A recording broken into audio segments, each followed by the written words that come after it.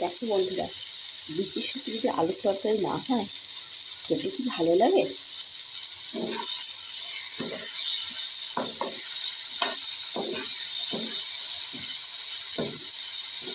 জন্য লুচির সাথে একটু ঝাল ঝাল আলুর তরকারি বানিয়েছি।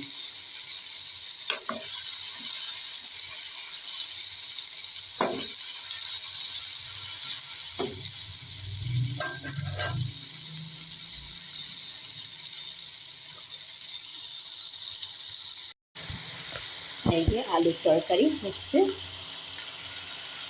লুচি দিয়ে আলুর তরকারি খেতে খুবই টেস্টি। আমি একটু ঝালের পরিমাণটা বেশি দিয়েছি, লঙ্কাটা বেশি দিয়েছি, কারণ আমাদের বাড়িতে একটু ঝালটা বেশি চলে।